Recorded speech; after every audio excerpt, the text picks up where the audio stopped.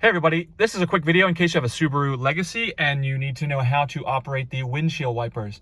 It's quite easy, but you can do a lot of things. We're going to use this unit right here to control all of the windshield wiper functions.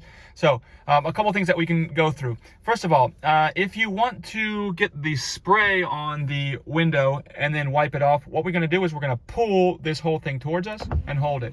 And you'll see it wipes, it sprays the windshield and wipes at the same time. The other thing is, if we just want to give it, we got some mist on there or something like that, and we just want to give it one wipe, but we don't want to actually turn the windshield wipers on, we can just tap it up, and it will make the windshield wiper go one time. And then from there, it's pretty easy. It sets it off, and we can toggle down 1, 2, 3, and those 3 settings are intermittent, low, and high. So depending on how fast you want it to wipe. So the intermittent is obviously the slowest.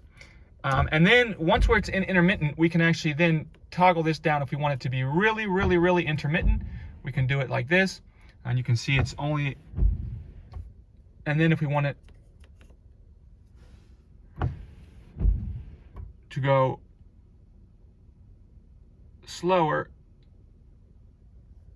we move it up. So you'll see it'll still go, but it takes a long time to go because it's set at like, I don't know, 20 seconds or something like that every wipe. So anyways, hope this video helped. Thanks a lot for watching. Have a great day.